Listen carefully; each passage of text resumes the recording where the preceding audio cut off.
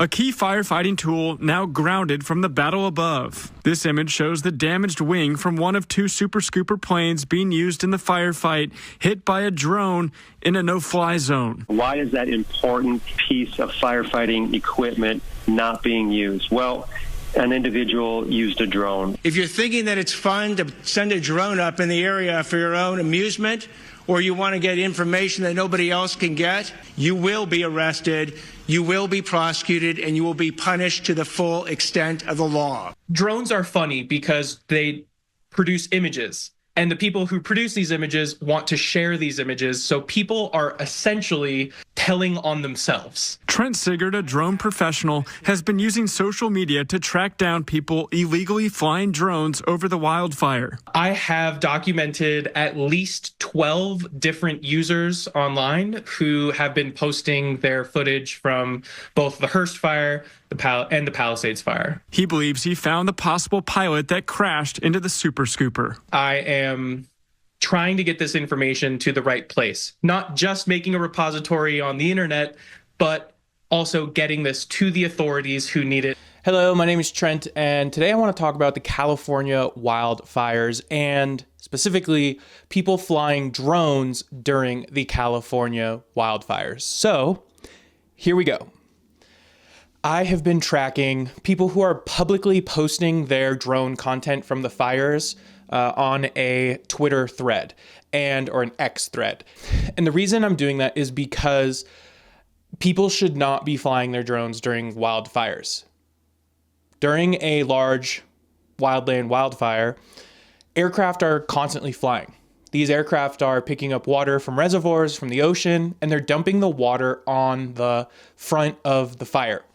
When someone is flying a drone and Air Command doesn't know who is flying that drone, where the drone is, or where the drone pilot is, for the safety of the manned aircraft pilots, they have to land their aircraft or at least vacate the area. Over the past 24 hours, the Los Angeles County Fire Department has detected more than 30 drones flying within the temporary flight restriction area of the Palisades fire incident. When a drone is detected near manned firefighting aircraft, operations must be suspended. This disruption compromises structure defense and critical life-saving efforts. The Los Angeles County Fire Department is utilizing advanced drone detection sensors and software to identify the drone operators. Local law enforcement and the FBI will be dispatched to enforce federal laws, which may result in citations, fines, or arrests for violators. Please remember, when you fly, we can't. I've been in the drone industry for 12 years now. I started flying FPV. You can see behind me, that's sort of like my graveyard of FPV drones. FPV stands for first person view. You wear goggles when you fly them. And now you might be asking, Trent, how do you know how you're supposed to fly drones at a wildfire? Or how can you? First of all, if you're a civilian, you shouldn't and you can't. Second of all, the fire department does utilize drones to fight fires. And there's two reasons for that. Number one, you can put a thermal camera on a drone and see hotspots. You can see where the fire is burning, where there's coals, where a potential flare-up could start. So fire departments use drones with thermal cameras to see where fire is that might be unseeable to the human eye. The second way they use drones on fires is to drop these they call them Dragon Balls that ignite the forest floor. And they do that to, one, burn the forest floor, but number two, they do that to start containment fires. It has a hopper full of these ignition spheres that contain a chemical, potassium permanganate, and then it also has a reservoir of glycol on the back here that right before we drop it, we actually puncture it with a needle and inject glycol. This starts a chemical reaction, and then about 30 to 60 seconds after we drop it, it ignites. And that is used to do these types of prescribed burns, so we can use the drone to precisely fly a fire line to create an area where we've used up the fuels and burn that out. So I've deployed on a fire with a drone team in Rocky Mountain State Park like a year and a half ago. And I really got a firsthand experience into seeing how drone operations are done on a fire in a responsible and appropriate way. The first reason it's appropriate is because it was other wildland firefighters who were operating the drone. They knew what to look for, what to report, and they spoke with air command. So essentially, during a fire, there's the firefighting aircraft who are dropping water. Then there's another aircraft that's circling above that has air command inside, and they are in control of the airspace. They're telling where different aerial assets should go and where they should drop their water. When you call in to fly a drone, you tell them where you're going to be, your boundary of where you're going to be, your altitude, and you check in when you take off, and you check in when you land. Romeo 31, Hoko, copies. Approved as requested. Altimeter is still 2991. You've got 7,000 or below, each one north into Sourdough Creek. Remain north of the lake at all times, and let me know when you're on the ground. So air command is constantly in awareness of where you are, where you're operating, when you're in the air, and then when you're on the ground again. If you're a civilian and there's a fire, just do not fly. I know you want to get your cool footage. You know, it really sucks that this fire is happening in Los Angeles because that's like the mecca of where influencers are. And so people want to get cool footage to share. They want to, you know, maybe they do actually want to like tell a story and share what's happening in LA. But they're getting in the way, and that's not okay. And then there's the North Carolina drone pilots that I interviewed. I was very inspired to see drone pilots delivering food, delivering fuel, delivering supplies to people in North Carolina after the recent hurricane this last year, who were unable to access resources because their bridge washed out or things like that. I was able to interview the New Way Ag team, who was out delivering supplies with a drone. And so we check in and out every morning. We do safety checks with our local command unit. If there's a TFR, you know, where the president flew over the other day and we have to be grounded, you know, we're following all the licenses and laws of what we're doing out here, and we're accountable so that they know where we are as an asset, and we're just not out here getting in their way. So that's kind of how it all became. Is, you know, Friday I just started, I made 200 phone calls at a minimum to get a hold of the correct people to be able to come out here. Right. So you are in communication with fire, with police, you're checking in and out. Like there is a good amount of local communication. Yeah, it's called a Form 204, and essentially that's how you sign as an asset, and then they have to actually give us a mission statement, a mission sheet, which has, you know, like right now where we're at, you know, this morning they filled out what road we were going to, what we were going to do. You know, we were up here for 2 hours, and our local command was calling our drone and, you know, hey, comms check, how are you doing? We radioed back, we're doing this, and we're all fine. And you know, yeah, we're going through the emergency management system, and that's really how, to be safe, it should be done. So by deploying on a fire with the Forest Service, seeing how they flew on fires before, the experience with the fires during the Thomas Fire, and the drone pilots in North Carolina interview, as well as just being in the drone industry for 12 years.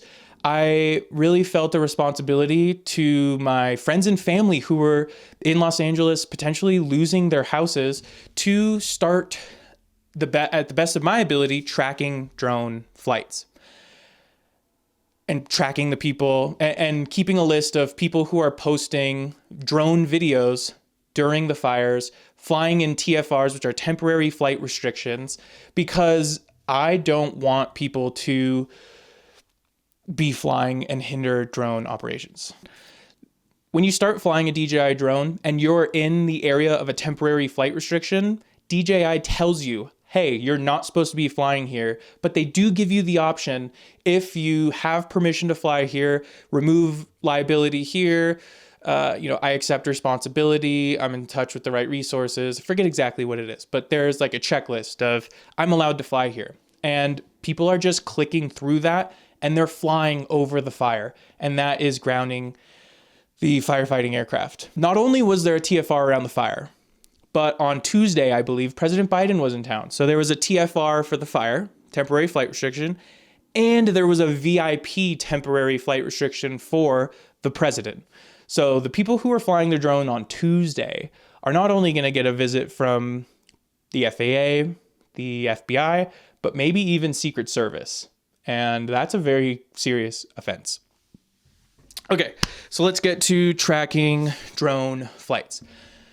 So I basically told my network of friends, my network of drone operators, drone enthusiasts, many of which who are in the Los Angeles area, to send me videos of people who are flying drones in and around the wildfires.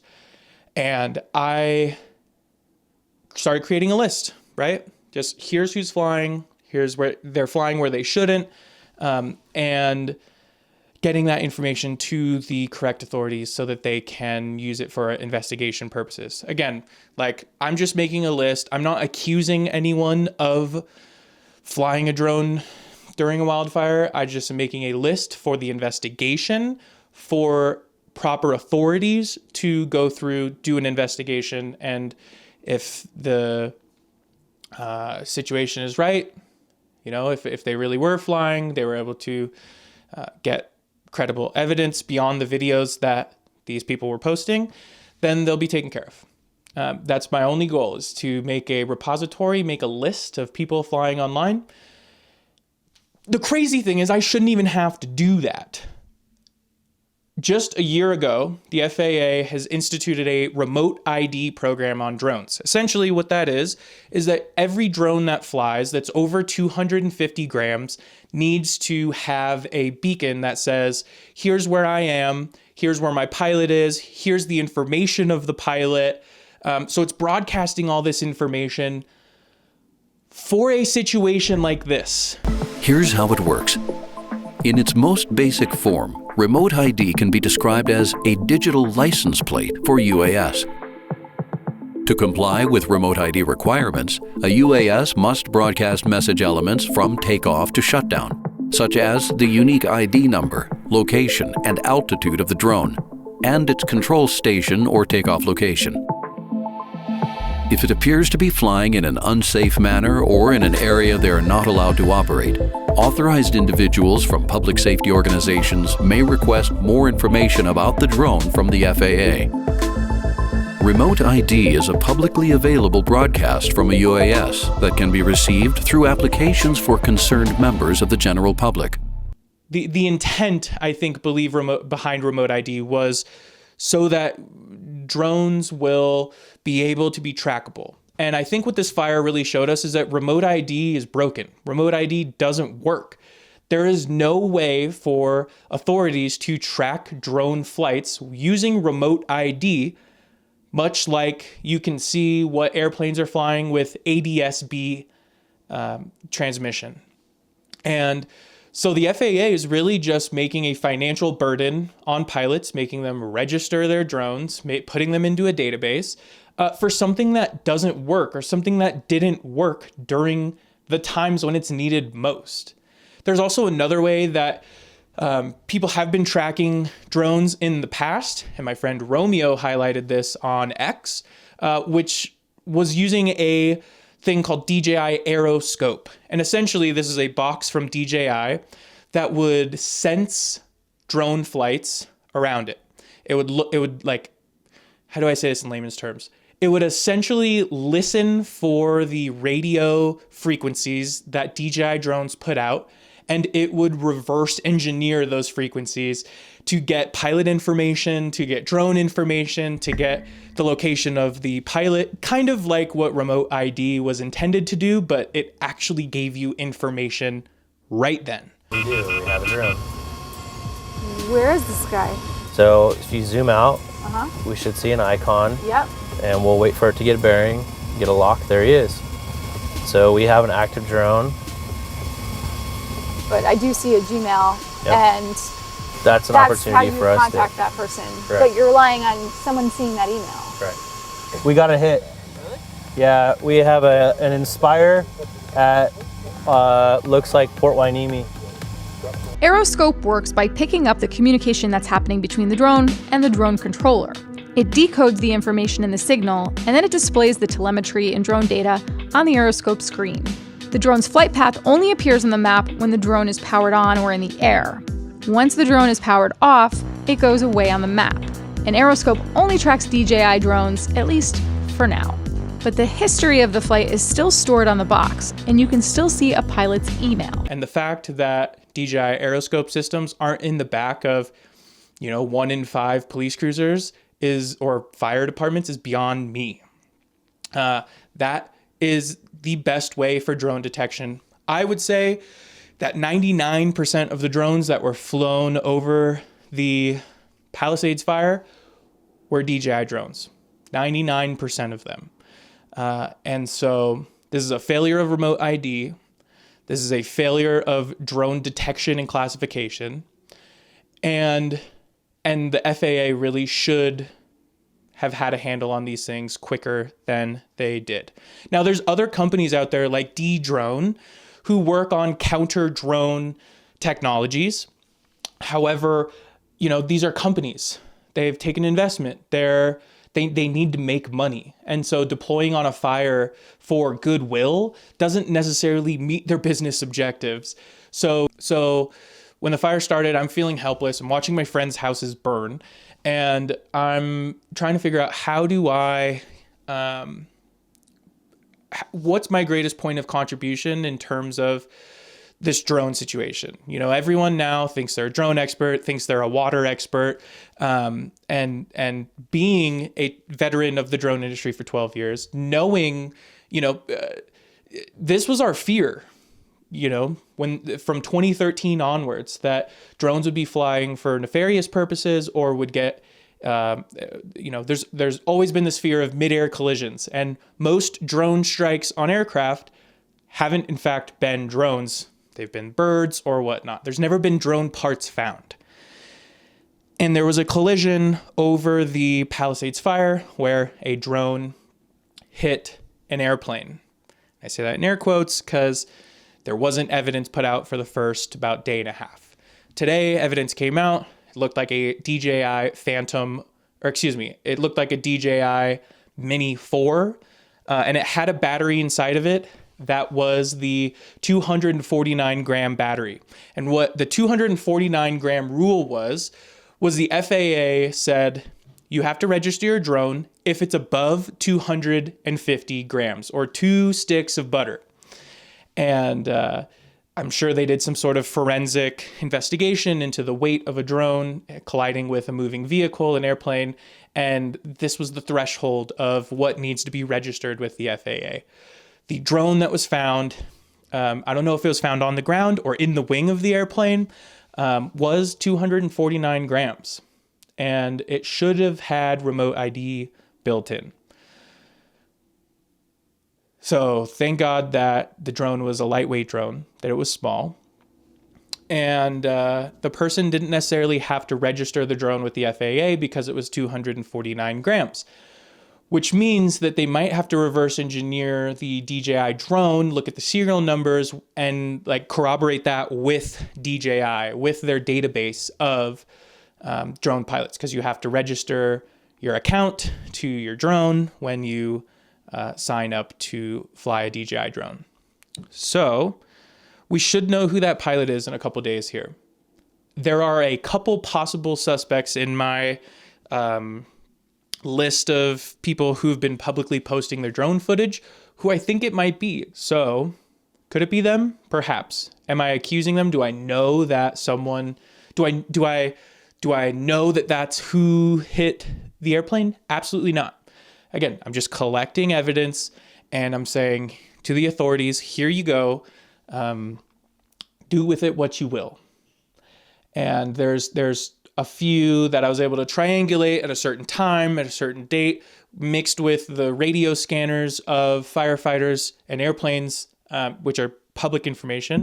And I was able to sort of mix those two together. When the drone reports were reported on the radio, mixed with people, where they were flying and when they were flying, or at least when they posted what they were flying. So I'm trying to like mix all this evidence together. I'm just making a database of who is posting illegal flights, because I don't want people to be flying and hinder drone operations. I don't want people to ground aircraft, and I don't want people to run into aircraft. You know, I've been selling, supporting, and developing drone systems for the last 12, 13 years.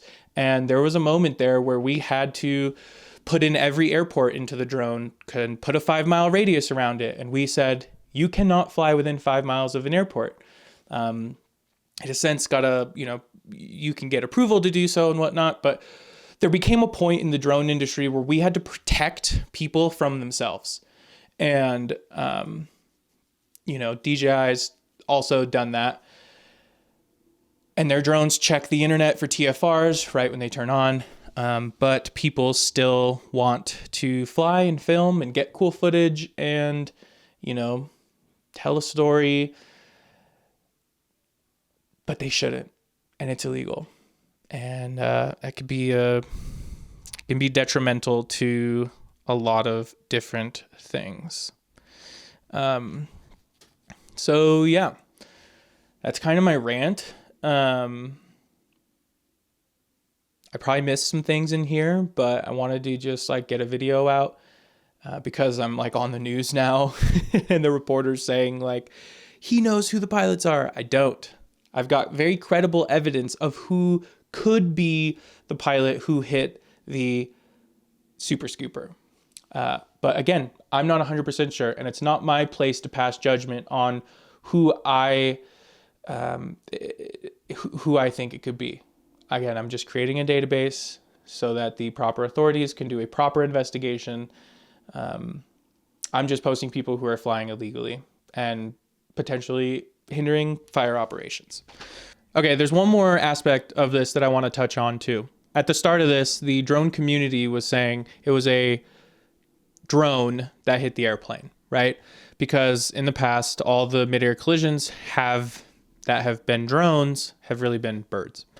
And just because of the sheer amount of people in Los Angeles, the sheer amount of influencers who want to get cool footage, and the sheer amount of reports that I was hearing on the fire scanners, I knew this was going to happen and was going to be a problem. So that's why I started creating the database or the Twitter thread of all the different people flying their drones. The industry is hesitant to, want to, have something like this happen to drones, understandably. I believe that creating a list of people who are flying helps the drone industry, because the more stuff like this happens, the more that drones hinder fire operations, the more that people are flying their drones in places they shouldn't. That will create more regulation for the drone industry. And I'm of the opinion that drones should never be banned ever.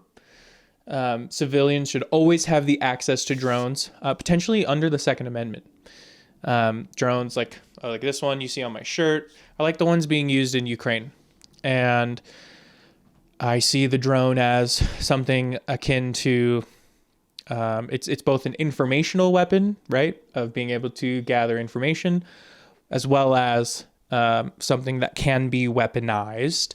And I believe that if the government has access to that technology, so should civilians. So just want to add this part in there and make sure that that's understood. I believe I'm helping the drone industry, not putting it down. So that's my story. Let's see how this all pans out. I'm glad the pilots are okay. And, let's send our thoughts and prayers to everyone who lost their homes. Let's send our thanks to all the firefighters who are from California, from Los Angeles, from Oregon, from Washington, from Idaho, from Utah. A lot of people have come through to help the firefighting efforts, and they are the ones who really should be getting the attention, getting the praise, and yeah.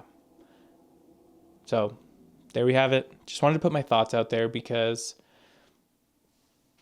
I'm now on the news, and wanted to share my experience, share my history, And yeah.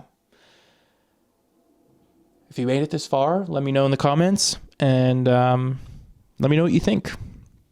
I'll put the Twitter thread in here, and I'll make a follow-up video once someone gets a visit from the FAA and the FBI. So, yep.